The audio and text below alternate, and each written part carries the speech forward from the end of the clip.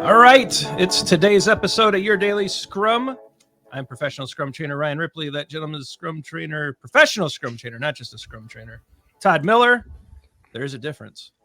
I'm back in my natural habitat. Yes, he is no longer at scrum.org, the home of Scrum. Todd is back in his cave, where most people are happy to see him back to. Grogu missed him. Yeah, it's going good, buddy. So it's Monday. On some Mondays, we have a situation room. And today's situation room is rising tension. Todd, do you want to set the scene for rising tension? This is like the one time where you kind of pose the question and then I answer it first. It's kind of, I like the reversal. Yeah. So although some of these ones coming up, I think we're going to have to reverse that because they're your situations. So yeah, it'll be fun. All right. So you're on a Scrum Master, fairly new team, right? Fairly new team. You have two particular developers on this team, Miles and Susan, who can't agree on an approach to take as far as infrastructure architecture development. They can't agree on an approach to take. You're in the office or you're walking around it and you hear Miles bashing Susan to other developers, saying bad things about Susan and her stance to others. And Susan is just coding with her headphones in, seemingly doing her own thing. It really has a feeling like there's tension rising. You're the Scrum Master here. What action do you take and where do you take the action? Meaning, is there an event or where do you take this action? Is it immediate? So what do you think? You're a Scrum Master. Do you take action here? So this is one of those where I just want to think about. So I've had this situation, and I did not act. I kind of let this spill into a really bad situation. I let it escalate way too far. I thought it would fizzle out, and instead gasoline was thrown on it, and it got bad. And so I do not think hanging back is an option here. Unless context is everything. Maybe there's a reason you would see to do that. I'm not seeing anything here that tells me I can just hang back. So I think action is necessary. This is this is way past like a minor issue where we're arguing over how to solve a problem. We're now kind of we're bashing each other. We're attacking. There's ad hominem happening here. We're past like minor issues. So I think as a Scrum Master, if I see this happening where Miles is bashing Susan to other developers, I would like to get Miles one-on-one as soon as possible. Right. I want to get Miles and pull him aside and just say, gossip and slander is divisive. It does not build teams. I understand you're upset. You might have a great reason to be upset, but building factions and divisions only leads to will only lead to a response. Right. And so you're not going to get where you want to be unless your goal is all out war. And so trying to work with Miles, and maybe you would say it a little more clever than I would, but pulling him aside very quickly and just saying this behavior needs to stop. If you have an issue with Susan, we need to get the two of you together. I will help facilitate it. Let's get to some kind of understanding. If we can't do that, let's find, there's things that we need to work through with those two, and we need to do it directly.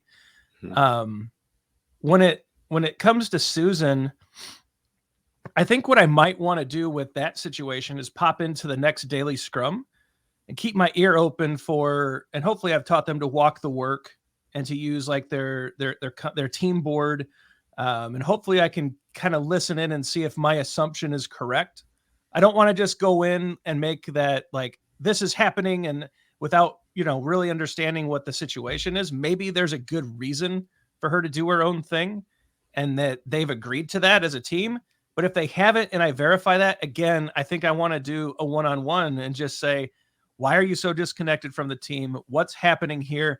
What kind of conversation do we need to have? And I think ultimately, I'm probably going to do some kind of Scrum values retro at the end and try to get the team's assessment of all of this happening as well. So that's probably off the top of my head how I would try to walk through this. I'm curious what kind of grade you would give me there, Todd. So here's the way that I look at this, right? This is not normal team forming stuff. Right.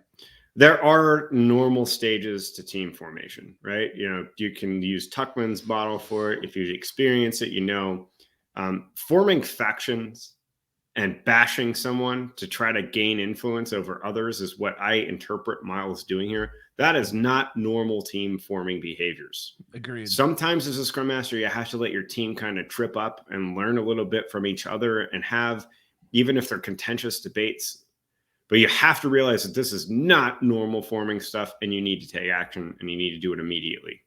I like what you said about meeting Miles with one-on-one, potentially meeting with Susan one-on-one, maybe even other members of the team. This is not something that you wait until your retrospective for. This is something perhaps that you pull out more in your retrospective, but you don't wait. Right. Because this, and I've made the mistake too, and like you said, can go from one day on a Wednesday being okay, and a Thursday, it's complete war, and you are at an unrecoverable state.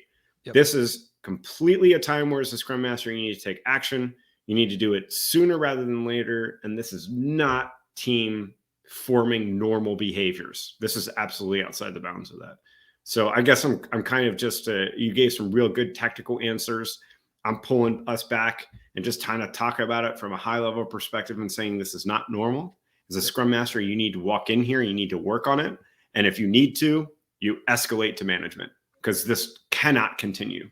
We have both seen and made mistakes before where this turns an all-out war and someone's getting fired, your product's not going to be delivered. Yep. Bad stuff can happen. Yeah, and quite often, the sooner you catch this and address it, the easier it is. To Todd's point, if it gets to all-out war, it's unrecoverable. And then you're blowing up teams and you're reforming and this, it doesn't need to happen. So I like it. It sounds like I was more tactical and you're more strategic, but no, I was just being strategic about your tactical. Cool. How's that? Well, let us know in the comments. Have you all seen a situation? Actually, first like and subscribe. We noticed Todd, the ratio is shifting. More people are subscribed. We're almost to 10,000. I'm getting nervous. We really got to do this. We are scary close to 10,000. 10,000. We're scared of it because that means we have promised to do a merch shop. So we are dangerously close. We might have to do something celebratory for 10,000 as well. But like and subscribe. Make sure you hit that subscribe button. It helps us out in the algorithm. We certainly appreciate it. Leave us your comments. How have you handled this situation in the past? Maybe share this on social media and say, hey, these two guys think that you should jump in and do a one-on-one. That's awesome. Or maybe you think it's crazy. Leave it on Twitter. Leave it on Facebook. Leave it on LinkedIn. Tag us in it. We'll interact online as well. Comments below. We're also welcome along with your questions. Some videos are going to pop up. We think you'll like them. The algorithm does too. For Todd Miller, I'm Ryan Ripley. Go forward. Do some great Scrum things. Don't be afraid to jump in the middle when you see this stuff escalating. The sooner you catch it, the easier it is to fix it. And you'll be glad you didn't let it turn into total war. All right. That's it for today. We'll see you tomorrow.